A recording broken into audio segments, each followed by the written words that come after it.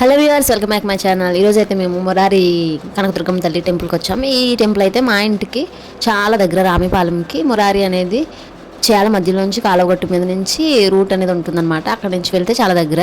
లేదంటే కనుక గండేపల్లి హైవే మీద నుంచి మురారి వెళ్ళిపోయి అటు సైడ్ నుంచి కూడా రావచ్చు.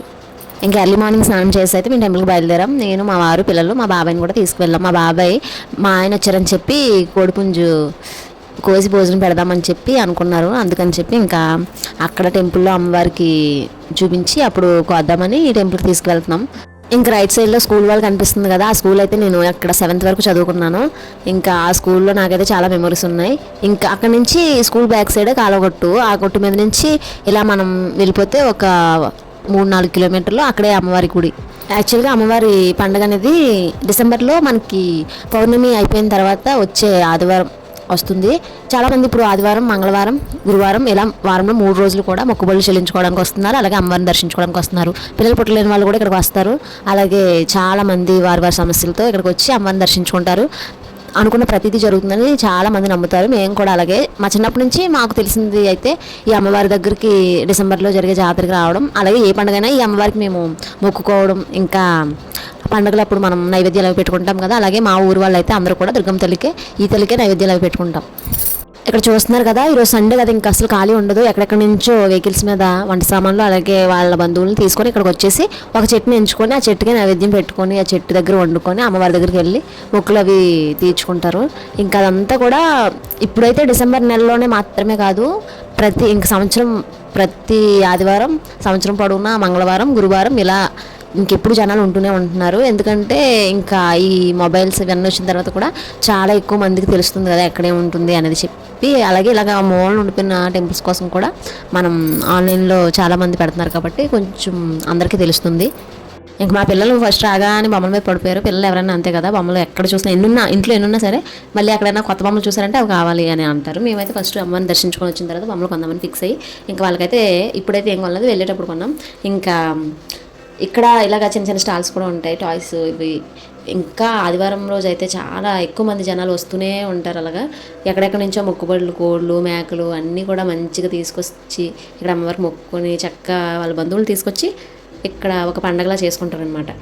మా చిన్నప్పుడు అయితే ఇంకా దుర్గమ్మ తల్లి తీర్థం అంటే మాకు పెద్ద పండగ కంటే ఈరోజే ఎక్కువ పండగలా ఉండేది. ఊరంతా కూడా కొత్త బట్టలు వేసుకొని ఇంకా చుట్టాలు మనకి ఎక్కడెక్కడి నుంచో జనాలు చుట్టాలు ఎవరింట్లో వాళ్ళకి ఫుల్గా చుట్టాలు ఉంటారు కాబట్టి ఇంకా వంటలు అవి చేసుకొని తినేసి మధ్యాహ్నం నుంచి తీర్థానికి ఇంకా నడకే, తోటలోంచి నడక పట్టుకొని అలాగే ఇక్కడ వరకు వచ్చేసి ఇక్కడ అవి ఇవి కొనేసుకొని ఖర్జూరం ఇంకా బెల్లం జీలు ఇవి ఉంటాయి కదా, ఇవన్నీ తీసుకొని ఇంటికి వెళ్ళి భలే ఉండేది చిన్నప్పుడు. ఇంకా నాకు ఎప్పుడైనా సరే ఇక్కడికి వచ్చినప్పుడు బాగా మా చిన్నప్పుడు ఎలా వచ్చేవాళ్ళం, అసలు తోటలోంచి నడుచుకుని వచ్చేవాళ్ళం కదా, అవన్నీ గుర్తు తెచ్చుకుంటాను.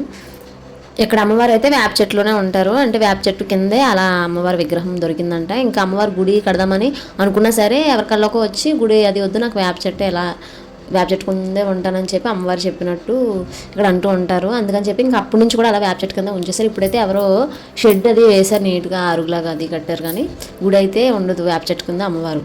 ఇంకా మా బాబాయ్ అయితే ఇంకా ఈ పుణ్యం తెచ్చారు కదా, కొద్దిసేపు ఇప్పటి వరకు మా బాబాయ్ పెట్టుకున్నారు. ఇంకా మా వారు వీడియో తీస్తున్నారని చెప్పి నువ్వు వీడియో తీయించుకోమ్మా పుంజుతో అని చెప్పి నా చేతికి ఇచ్చారనమాట.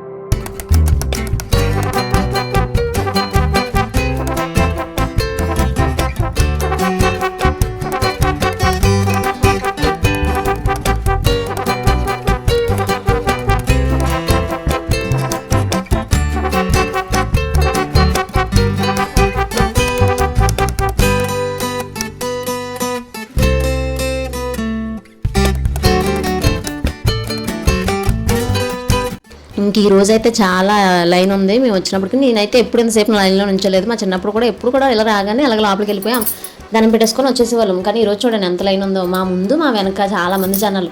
ఇంకా లోపలికైతే లోపల ఇంకా చాలా ఎక్కువ మంది ఉన్నారు. ఇంకా సండే కదా, చాలా పెద్ద లైన్ ఉంది. మా వాళ్ళు అయితే అదిగో చూస్తున్నారు కదా, అక్కడ సాక్షిని ఎత్తుకున్నారు మా వారు, హాయ్ చెప్తున్నారు. నేను ఇక్కడ నుంచి హాయ్ చెప్పమంటే ఇంకెంత లైన్ నుంచి మేము అలా మెల్లిగా వచ్చామన్నమాట.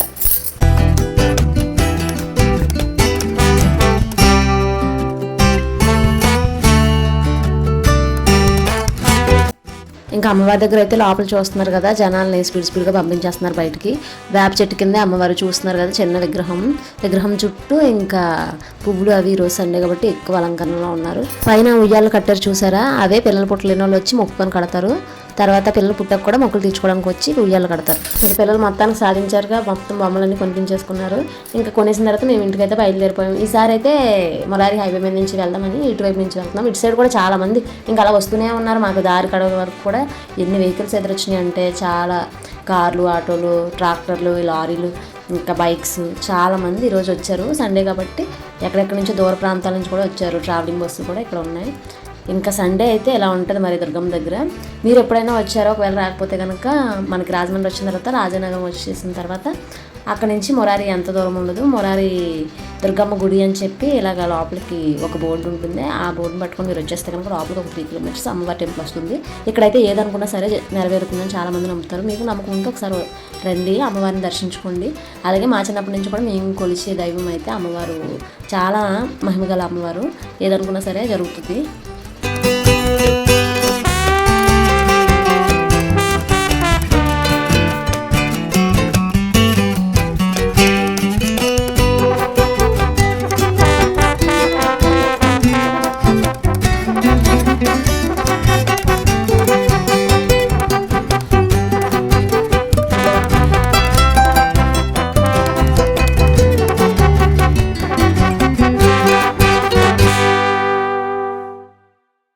చూసారు కదా, నా వీడియో అనిపించిందో కామెంట్ చేయండి. అలాగే ఫస్ట్ టైం మన ఛానల్ చూస్తున్న వాళ్ళైతే సబ్స్క్రైబ్ చేయడం మర్చిపోవద్దు. అలాగే వీడియో నచ్చితే కనుక లైక్ చేయండి, అలాగే కామెంట్ కూడా చేయండి. ఇంకా మరిన్ని వీడియోస్తో మళ్ళీ మీ ముందుకు వస్తాను. అంతవరకు మా ఛానల్ని ఇలా ఆదరిస్తున్న ప్రతి ఒక్కరికి ధన్యవాదాలు.